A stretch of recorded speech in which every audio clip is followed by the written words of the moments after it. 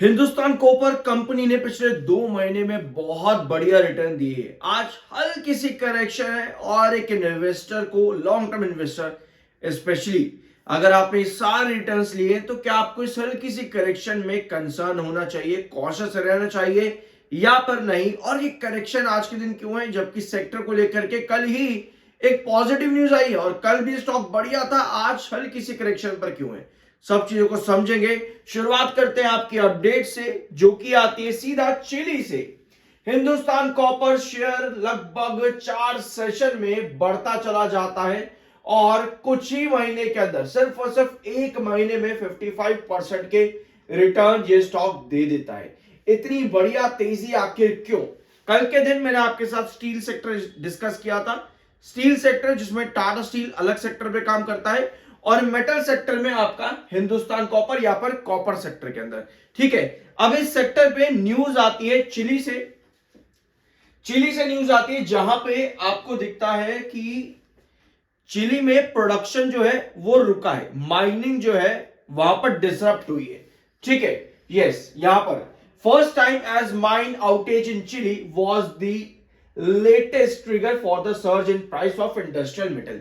Industrial metal में prices बढ़ रहे हैं, जिसका फायदा हिंदुस्तान कॉपर जैसी कंपनीज को भी मिल रहा है और लंदन मेटल एक्सचेंज में कॉपर का रेट पर टन के हिसाब से $13,000 पर टन का हो जाता है, जिसका फायदा कंपनीज के प्रॉफिट को डायरेक्टली मिलेगा। ये एक बड़ा रीजन जिसकी वजह से हिंदुस्तान कॉपर में आपको बड़ी तेजी देखने को मिली। बट ये वाला न्यूज जो है ये कल ही के दिन आता है और आज स्टॉक में गिरावट। आखिर ऐसा क्यों? इसके पीछे एक ही रीजन है, वो है टेक्निकल। 99.1 का एमएफआई जो कि बेरिश है एंड 85.8 का आपका आरएसआई। टेक्निकल्स बेरिश, 99.1 के एमएफआई पर हल्की सी करेक्शन। मतलब आप सोच सकते हो 2% भी करेक्शन मुश्किल से नहीं आ रही है स्टॉक के अंदर, जबकि एमएफआई 99.1 का है। इन टेक्निकल्स को समझने के लिए आपको क्या करना होता है? स्टॉक ने बढ़िया रिटर्न दिए, 50% से ज्यादा 1 महीने के अंदर। अब अगर इसको और रिटर्न्स देने हैं, चिली की न्यूज आई है, वहां से अगर और रिटर्न स्टॉक को देने हैं तो इसके लिए क्या करना पड़ेगा? अभी आज के दिन 2% के आसपास की गिरावट है, 99.1 का आपका एमएफआई है। अगर इसको और रिटर्न देना होगा उसके लिए इसका एमएफआई मात्र 2% की करेक्शन के अंदर ही आ जाएगा, अराउंड 80s पर। अगर इस तरह से स्टॉक का टेक्निकल चलता है कि आपका एमएफआई एक छोटी सी करेक्शन पर 99 का एमएफआई 80s के जोन पर आता है या पर 92 90 के आसपास बनता है और आपका आरएसआई 70s के जोन पर आता है या पर 80s के आसपास बनता है, तो ऐसे में कहीं ना कहीं ये टेक्निकल्स आपको बताएंगे कि अभी यहां पर और तेजी दिख सकती है। बट अगर ये करेक्शन के अंदर ये टेक्निकल ज्यादा नीचे नहीं आते, कूल डाउन नहीं हो पाते, इसका मतलब ये है कि ये करेक्शन आपकी और बढ़ेगी।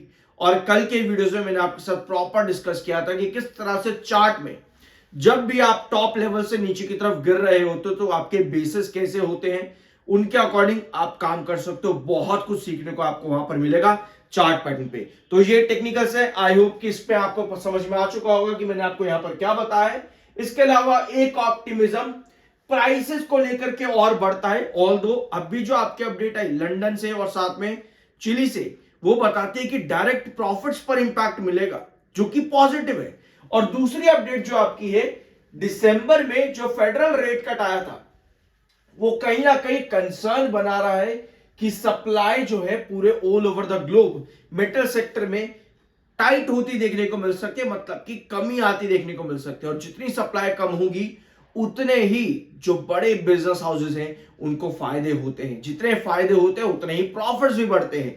तो ये भी US federal rate cut tariffs को मिला करके एक ऑप्टिमिज्म बनता है इस सेक्टर के अंदर।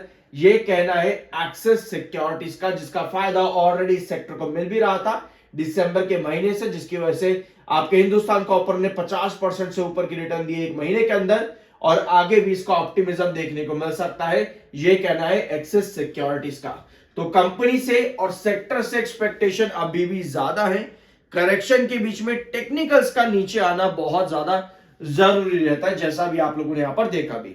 अब आते हैं कंपनी के रिजल्ट्स पर।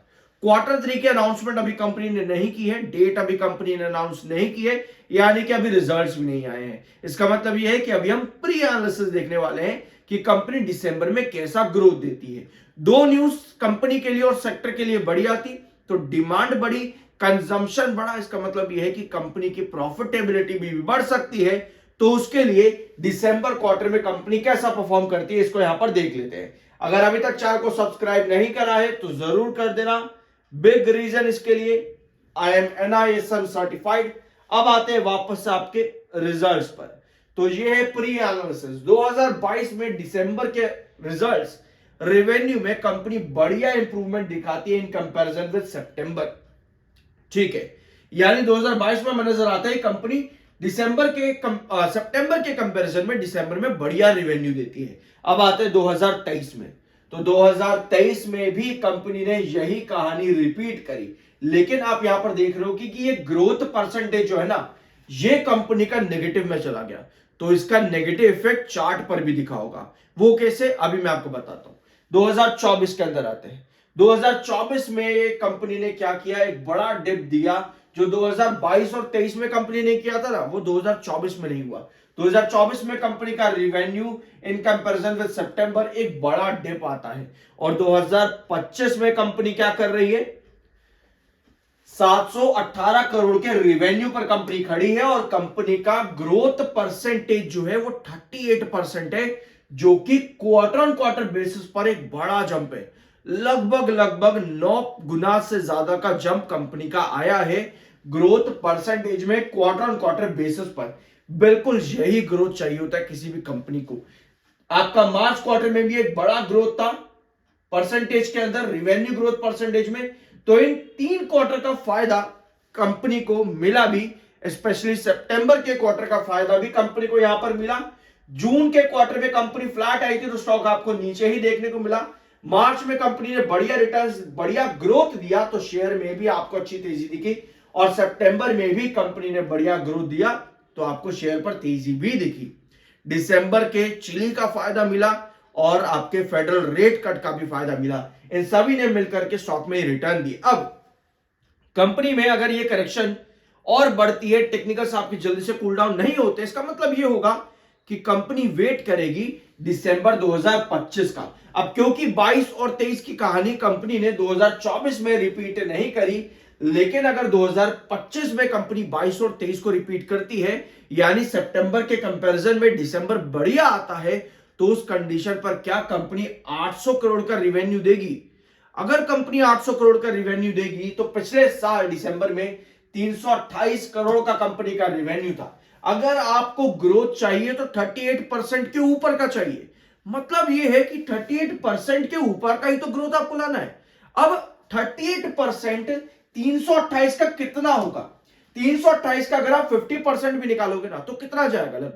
लगभग ये जाएगा आपका 150 और 14 कितना हो जाता है? 164।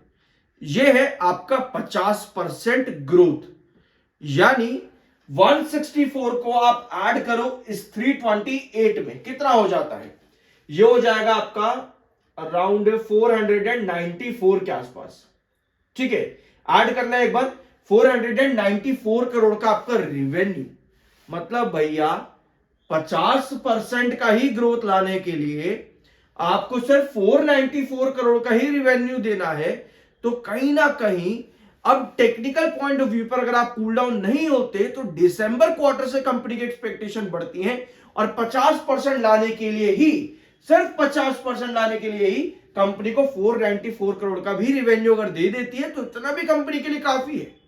लेकिन अगर कंपनी 800 करोड़ देती है, 2022-23 इंप्रूव करती है, तो भैया कंपनी का ग्रोथ कितना ज्यादा बढ़ जाता है, और इसका फायदा कंपनी के एनुअल प्रॉफिट ग्रोथ पर भी पड़ता देखने को मिलेगा, क्योंकि सितंबर 2025 में कंपनी ने 83% का एनुअल प्रॉफिट ग्रोथ दिया। 2025 मार्च में भी बढ़िया ग्रोथ था, 2025 जून में भी एक यहां पर अच्छा ग्रोथ था। पर पिछले 3 क्वार्टर में से 2 क्वार्टर कंपनी का ग्रोथ काफी बढ़िया था, तो दिसंबर से एक्सपेक्टेशन और बढ़ जाती है। तो कहीं ना कहीं अब दिसंबर के क्वार्टर पर कंपनी की नजर रहेगी, इन्वेस्टर्स के स्पेशली नजर रहेगी कि कंपनी कैसा ग्रोथ वहां पर दे सकती है। I am NISM certified, subscribe जरूर कर देना। और एक लाइव सेशन आज 4:30 बजे अगर आप लोग ज्वाइन करना चाहते हो तो कर लेना, डिटेल्स डिस्क्रिप्शन बॉक्स में आपको मिल जाएगी। किसी को कोई कंपल्शन या जोर जबरदस्ती नहीं है ज्वाइन करने के लिए। अगर मन हो तो ही करना, अदरवाइज अवॉइड कर दो, कोई जरूरत नहीं है। सब्सक्राइब जरूर कर देना। मिलता अगले वीडियो में।